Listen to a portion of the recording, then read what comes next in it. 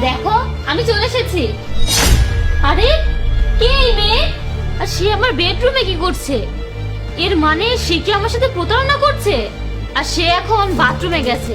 আমি এক কাজ করি, বাইরে গিয়ে ওকে কল দিই, তারপর দেখিও কি বলে। 2 দিন আগে এসে ভালোই করেছে।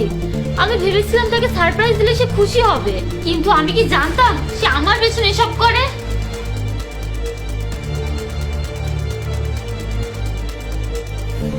এই সময় আমার বউ ফোন করেছে। হ্যালো।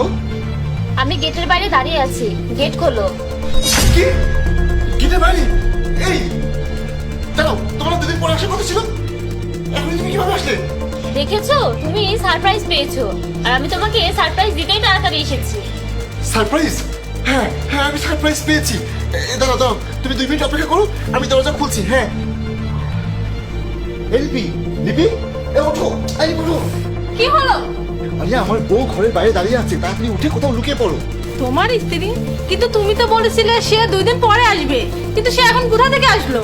আরে আমি জানি না সে কিভাবে এসেছে, এখন সে এসে ঘরের বাইরে দাঁড়িয়ে আছে, যে কোনো সময় ভিতরে চলে আসবে। তাড়াতাড়ি গিয়ে ওয়াশরুমে লুকিয়ে পড়ো, আমি কোনো ব্যবস্থা করছি। যাও যাও, তাড়াতাড়ি যাও, তাড়াতাড়ি যাও। 2 দিন আগে এসে তুমি আমাকে সারপ্রাইজ দিয়েছো। এসো একটু বসো, এসে বসে গল্প করি। এই দাঁড়াও দাঁড়াও, অপু তুমি কোথায় যাচ্ছ? ওয়াশরুমে যাচ্ছি। আর কোথায় যাব? ওয়াশরুম? আরে মানে বলছি কি, তুমি তো অনেকদিন পরে আসলে, একটু বসো, আমার সাথে কথা বলো, তারপর ওয়াশরুমে যাও। আমি ফ্রেশ হই, তারপর কথা বলি। ঠিক আছে, তুমি যদি ফ্রেশ হতে চাও তাহলে ওই যে ওই রুমের ওয়াশরুমে যাও। এটা তো সমস্যা কি? এটা অনেক নোংরা নোংরা হয়ে গেছে। আর সারা ঘরে যে তুমি নোংরা ছড়িয়ে দিয়েছো, তার কি হবে? আরে অপু, তুমি সব কি বলছো? কি বলছি কিছুই বুঝতে পারছো না? একদম চুপ। তুমি কি মনে করো তোমার নোংরা কর্মের কথা আমি জানতে পারবো না? তুমি আমার অনুপস্থিতিতে বাসায় অন্য মেয়ে নিয়ে এসেছো, তাও আমাদের বেডরুম পর্যন্ত। দেখো আমি চলে এসেছি। আরে কে এই মেয়ে? এর মানে সে কি আমার সাথে প্রতারণা করছে? কিন্তু আমি কি জানতাম সে আমার পেছনে এসব করে?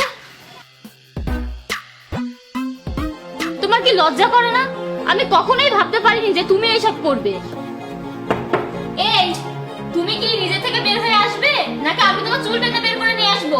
আরে তুমি কাকে ডাকছো? ভিতরে কেউ নেই। ভেতরে তো কেউ নেই, তাহলে কে ম্যাডাম? আমি তোমাকে এত ভালোবাসি, তোমার কি একটুও লজ্জাবোধ হলো না? তুমি একটু ভেবে দেখলে না যে আমার কি হবে? আমাদের জন্য, আমাদের পরিবারের জন্য আমি অন্য শহরে গিয়ে কাজ করি, আমাদের সংসার চালাই, আর তুমি আমার পেছনে গিয়ে এই সমস্ত কাজ করো। অপু, তুমি আমাকে একটু বোঝো, তুমি যেমনটা ভাবছো তেমনটা কিছু না। আমি তোমাকে সবকিছু বলছি।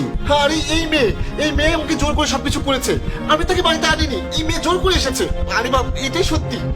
আর কত মিথ্যা বলবে? সবকিছুর একটা সীমা আছে, আর তুমি আজ সেই সীমা অতিক্রম করেছো। দেখো অপু, আমরা আরামে বসে সব কথা বলতে পারি, আমরা সবকিছু ঠিক করে নেব।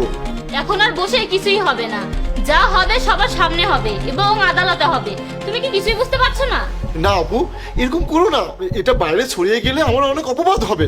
প্লিজ অপু, প্লিজ এটা করো না। আমার পরিবার আমাকে নিয়ে কি ভাববে? আমি তোমাকে কথা দিচ্ছি, আমি আর কখনো এরকম করবো না। আমাকে একটা সুযোগ দাও। আচ্ছা, তুমি এখনো চাও যে এত কিছুর পর আমি তোমার সাথে থাকি? তুমি কি করে ভাবলে যে আমি তোমাকে ক্ষমা করব? এখন তোমার সাথে আমার দেখা হবে আদালতে, বুঝতে পেরেছো? আর তুমি যে খারাপ আচরণ করেছো সেটা তোমার পরিবারেরও জানা উচিত যে তার ছেলে এত মহৎ। অপু, একবার আমার কথা শোনো, একটু শোনো।